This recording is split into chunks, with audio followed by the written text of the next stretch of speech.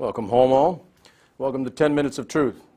Tonight is a Thursday night. Normally we're up on Monday, so you did get a 10-minute show on the Monday, and we are beginning to scale out and add some additional 10-minute shows as we get down to the stretch of this ugly campaign season, and we'll begin to do more because the content, for lack of some better description of it, there's just a lot.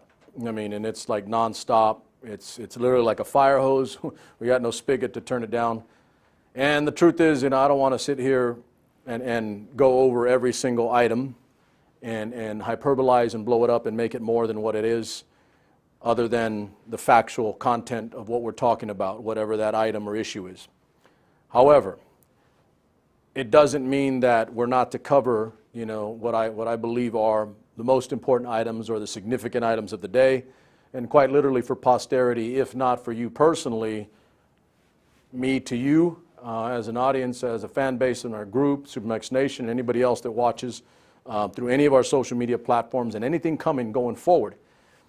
But there are things that need to be discussed and brought up and shown the light of day on, so that when the time comes, I can look back and say that, yes, I did cover the items that were important, pertinent, and that had significance going forward out of this time that we're discussing and having, a coming to score with issues that are on the table right now. So, beginning of the show on the Thursday, we'll be back up again on the Monday. And at this point, we may just, if I feel the need, I'm just going to do a show and we're going to run it up. So the 10 Minutes of Truth will always be on that Monday that we go to start your week. But if there are another item or two that I deem important and significant for you to listen to or hear or view, then I'm going to bring it up and I'll send it up and we'll put it up in SuperMex Nation and the SuperMex International Network at another time. Trying not to conflict with our other programs, our other shows on the network, but to buffer in and add another 10, 15 minutes here or there of content. More content. It's all good.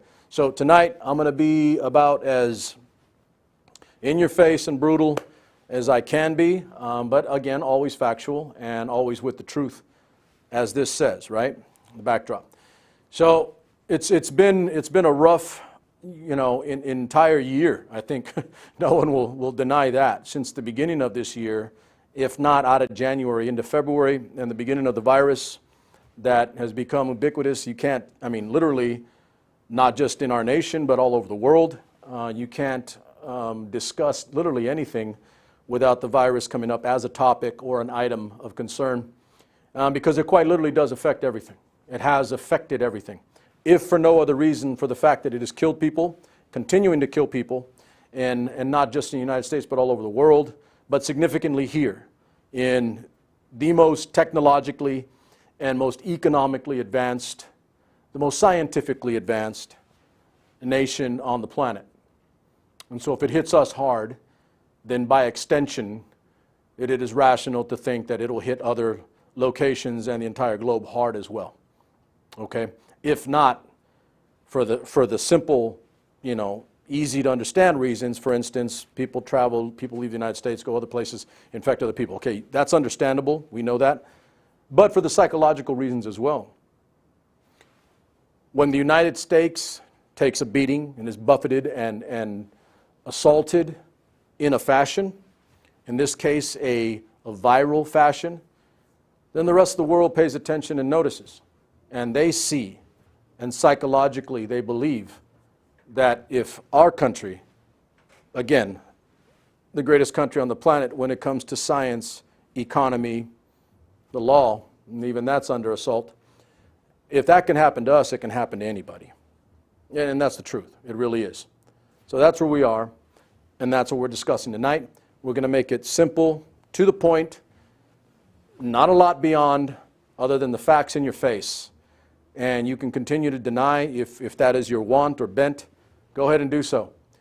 But a virus doesn't respond to rationalizations and prevarications, denials, dismissals, excuses. It just kills people. It continues to infect people. Can't change that. There's nothing we can do about that other than attack it and insult it with science. And even that's under assault. See how that works? Exactly. So let's get down to business. I haven't done this in a while, but we're going to update you because we did this at the very beginning of the virus, and we're going to continue to do it for quite some time until I feel it is no longer necessary, not because of loss of life, but because we may have become so inured and immune to this situation that a good chunk of our population may not care. And that's unfortunate, if not for the ones lost, then for the fact that there can be more going forward that are lost. So let's get the numbers up. All right, so as of a day ago, and over this past week, we're on Thursday now. It was on Sunday evening, I believe, that officially the number ticked over the 200,000 mark, and then coming into Monday, the United States is looking at living with a number, 200,000 plus dead Americans. All right? And I don't even have time. It would take a day, it would take multiple shows, it would take multiple days to draw out all the things that have occurred and that have been said that were inaccurate, not factual, delusional in some cases, wrong, and in other cases just lies about the virus and what it was and what it wasn't, what it is and what it isn't right now. It'll take too long, and I don't have that much time, and I'm not going to do it because it's a 10-minute show. We're going to try to adhere to that within reason, right? 10, 15, 20 minutes. So there's your number. In addition, unemployment remains high, exacerbated and made worse by the virus. I think most people generally understand that. Okay? Retail, generic and just simple topic. Retail. We can add a laundry list of companies and organization structures that are no longer in existence. They've gone bankrupt and they're disappeared. And with them, all of those jobs that were part of that industry, retail in particular, there are others, but retail in particular employed a lot of people. Because of the virus, a lot of those businesses are out of business, and they no longer employ those people. And hate to break it to you, but I'm going to put it right on the table. The majority, the overwhelming, vast majority of those jobs that were lost will not come back. You heard it here. They will not come back. Some, yes, maybe more. But the majority of the jobs lost in the retail industry alone will not come back. Mark my words. If I'm wrong, and I'm hoping that I am, then I'll eat my own words and be happy to do so. Okay? Unemployment, exacerbated problem. The debt, no one even bothers to talk about the debt anymore. Where are my fiscal conservative people? Where are you? Real Republicans, where the hell are you? Because I don't hear a damn word from you now. The American debt is now at $26.79 trillion and climbing. And climbing. It'll soon be, probably within a month, two, maybe by the end of the year, up to around $27 trillion. And oh yeah, let me do this. All that right there, there you go, millennials. That's our thank you and gift to you from an older generation, baby boomers and beyond. That's our gift to you. $27 trillion and climbing worth of debt that you're going to have to pay for, that we leave you. Obviously, I'm being facetious and sarcastic, but you get the point. Okay, remove that. Give me the next one. We'll do this quickly. So, most Americans, as of right now, know someone who has had COVID-19. On the record and on my honor, I know people that have died personally.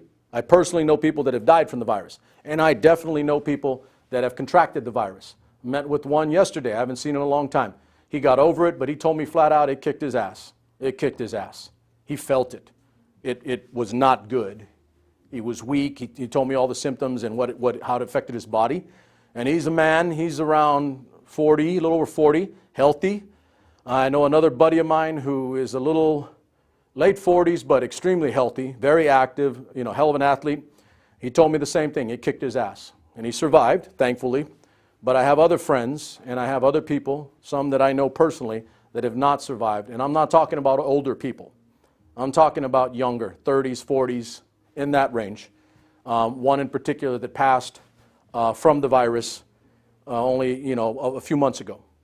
So I know that. Next. Majority of Americans are hopeful that COVID-19 will be under control in 6 months. That is 6 months from now. That places us at the back end of this year, 3 more months, and 3 months into the coming year of 2021. We're talking about March. And here's the ugly, scary word. Hopeful. Hopeful. That will be under control. And that's subject to interpretation as well. And I will leave it there, but there are times when I never cease to amaze with the American people in our best aspects and our best attributes, some of which aren't being displayed right now in other fashions. But at least here, we are a hopeful people. We are that at least. We always have been. I hope we don't lose that in addition to a lot of other things, because I'm kind of beaten down in some regards with my belief in where we go and how bad things are, or how bad things can continue to get. So that is a very good sign. 57% majority of Americans hopeful that COVID-19 will be under control in 6 months. Next image. And lastly, Americans have little trust when it comes to the pandemic. This one's generic. This is real simple, because this is obvious and simple in the sense that you go ask the average American, if they're looking you straight in the eye and telling you the truth, they're not trustful of what is going on in terms of a pandemic. They're not. They don't believe this government will get it done, because it hasn't. And they're not optimistic that the silver bullet is around the corner, the form of a vaccine that's going to solve everything. Yeah, and I'm being sarcastic and ironic all at the same time, because I don't believe so either. It's not going to happen tomorrow. You don't just snap your fingers and it goes away. Oh, wait a minute. Oh yeah, it was going to disappear, right? How's that for not disappearing? Not disappearing. Go ahead and remove that image. So finally, and if you can, pull up the first image again one more time, AP. So I'm going to leave you this, I'm going to leave you here.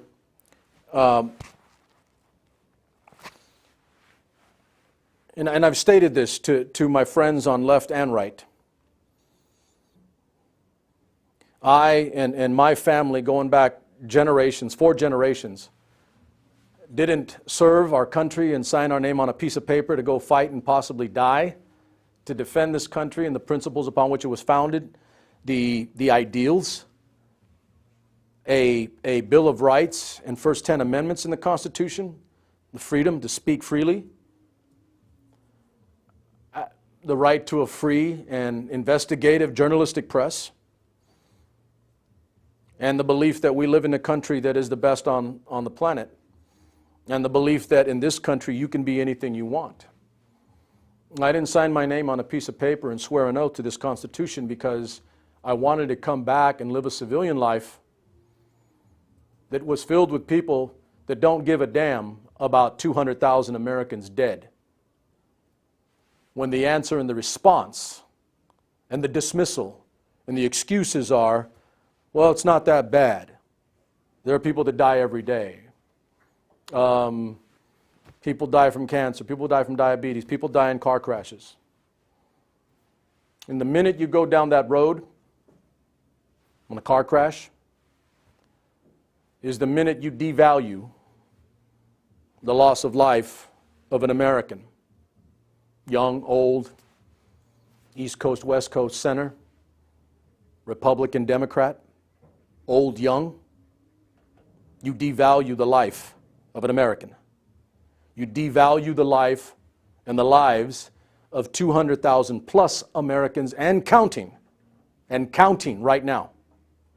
That's what you do. I choose not to. I can't.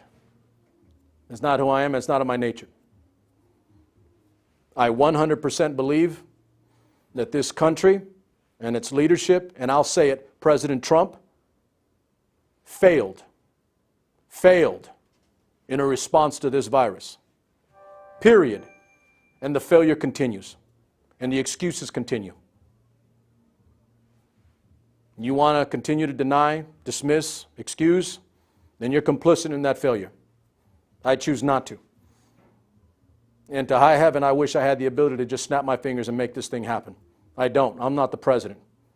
But I could damn sure tell you one thing. I won't sit on my ass and do nothing about it. I would not sit on my ass and make excuses and tell people that it's going to go away like a miracle, that it's one person from China, that it's a Democratic hoax invented to attack him and his thin skin. Grow the hell up, Mr. President, because when it comes to this virus, you suck. You're a failure. And your failure is our failure. Your failure is the failure of 200,000 American lives and counting. Chew on that as you get ready to go into your weekend. I'm SuperMex, and I'm out till next week.